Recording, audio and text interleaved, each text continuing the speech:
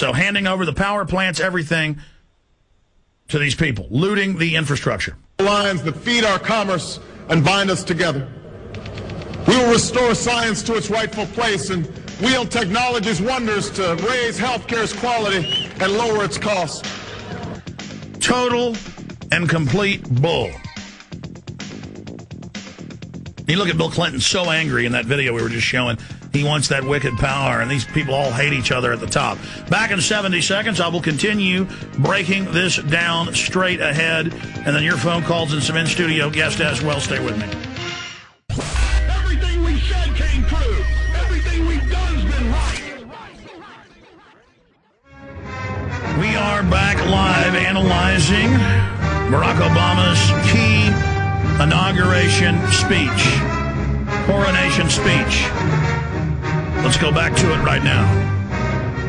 We will harness the sun and the winds and the soil to fuel our cars and run our factories, and we will transform our schools and colleges and universities to meet the demands of a new age. A new age again, a new age, a new world order, the capstone. So, wind, solar, it's a good idea. All for it.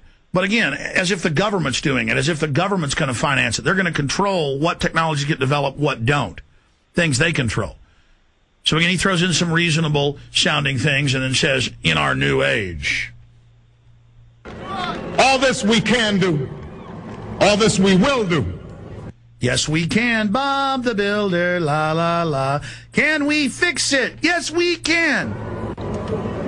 Now, there are some who question the scale of our ambitions, who suggest that our system cannot tolerate too many big plans.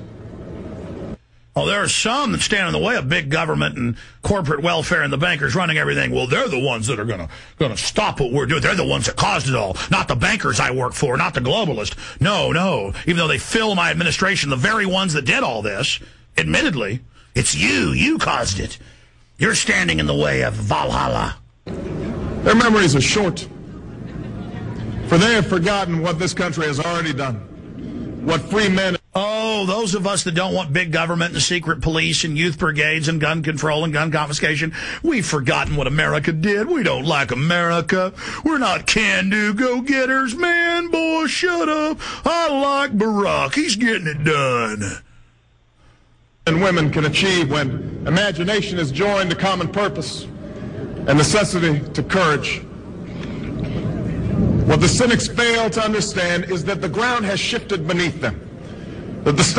Oh, we know. You've engineered a massive crisis. You're stampeding the people through terror. They stage terror, stampede them for police state. Now they shift the police state publicly for what it was built for against the American people.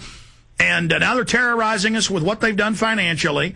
And they're saying, hey, the cynics don't understand. The ground shifted beneath you. We scared the hell out of these people. We're using psych warfare, and they're coming. You will be absorbed. Resistance is futile. That's their message. Well, it isn't futile, and that's why in your internal documents you say you got 200 days to try to gut this country and the world, and you're going to fail.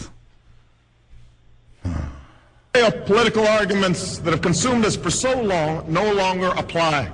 Oh, really? All of our political arguments were right about globalism being bad, NAFTA and GATT being bad, people going into debt and having big government.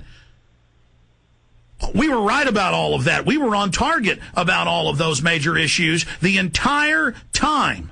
We were here telling the truth. We've been right. We've predicted what happened accurately.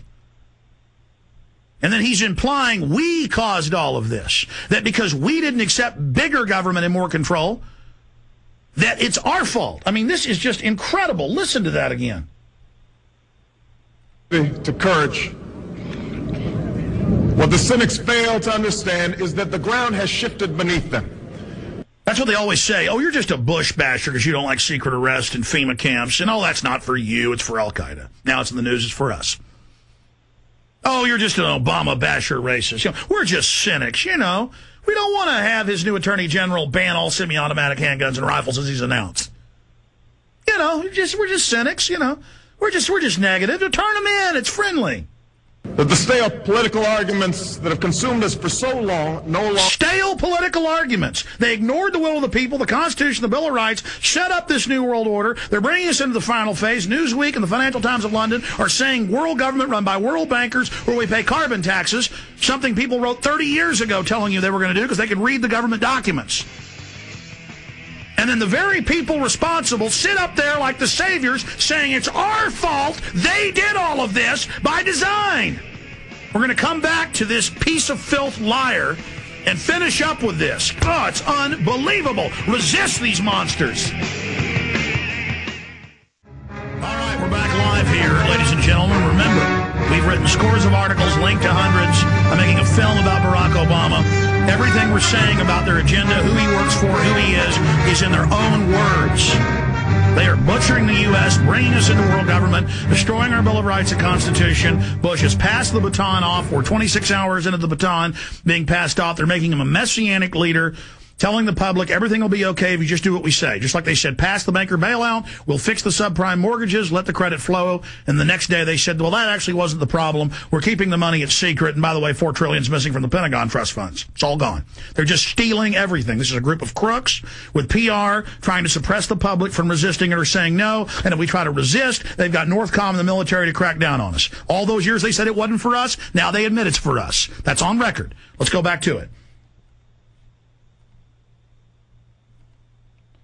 Apply. The question we ask today is not whether our government is too big or too small, but whether it works, whether it helps families find jobs at a decent wage, care they can afford, a retire. See, it isn't about whether the government's big or small, but by the way, we're going to make it huge. Bush only tripled the size of it. It's about, does it work? Does it find you jobs? The government gave incentives to move offshore to companies. The government does all this criminal stuff. The government's totally bankrupt and illegitimate. It's been secret since 1947 completely. But that isn't the question. It's, does it get you a job? I'm going to give you something. They take the productive people's money. They keep, on average, 70% of it the feds, and then they give you the 30% of the money with strings attached. That is dignified. Where the answer is yes, we intend to move forward. Where the answer is no, programs will end. And those of us who manage the public's dollars will be held to account. Oh, yeah. To spend wisely. Oh, yeah. Reform bad habits. And do our business. Spend wisely, $170 million for the parties they had. Not to mention the security separate from that. Oh, spend wisely. Oh, yes, that's exactly what's happening with your entire cabinet full of people that did the actual robbing. I mean, it's just... in the light of day, because only then can we restore the vital trust between a people and... We're going to do this during the light of day. He's going to make a few comments about the police state, but accelerate it. Oh, we're going to do this in the light of the day. Government's going to be transparent. And their government. Nor is the question before us whether the market is a force for good or ill. Its power to generate wealth and expand freedom is unmatched. This hasn't been a free market. It's private central banks that issue and control all the currency and credit, massing all the wealth under themselves, running stock markets like cash machines to cheat the public, and now they're just stealing all your pension funds. So they go, oh, is the free market at fault for all this? This isn't a free market. This crisis has reminded us that without a watchful eye, the market can spin. Without a watchful eye, that means more regulations on you, but the very regulators that are a revolving door with the big banks and brokerage houses running things and expanding the theft. And then the bankers just stole $8.5 trillion with him heading it up and setting it up at the Bilderberg Group meetings. And then he's talking about transparency and how we're going to watch the government. We're going to do all this. And today he's announcing more power to the banks secretly. It's just all lies. And out of control.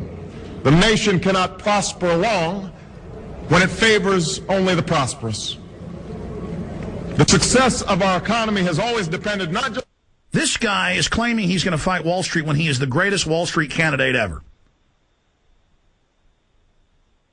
He's saying, oh, this nation can't only prosper when the rich are prospering. When this guy, they set up government taxes to take your money and give it to the ultra elite, but he knows this crowd thinks somebody in a $100,000 house is rich. Just on the size of our gross domestic product, but on the reach of our prosperity. on the ability to extend opportunity to every willing heart, not out of charity. Oh, the government's going to extend help. Just like he just passed a big eugenics package for forced abortion in China and abortions in Africa. That's a helping hand. Well, he's really going to help you. But because it is the surest route to our common good. Our common good. Everything's common. As for our common defense, we reject as false the choice between our safety and our ideals. Our founding fathers, faced with perils that we can scarcely imagine, drafted a charter to assure the rule of law and the rights of man, a charter expanded by the blood of generations. Those ideals. And then the camera cuts to Bush like, ooh, he took your Bill of Rights. He took your Constitution. Meanwhile, they're bringing in General Jim Jones. They're keeping Gates. They're expanding Northcom. Obama's announcing more troops on the streets of America. He had 47,000 of them, including regular Army there. It's just all bait and switch.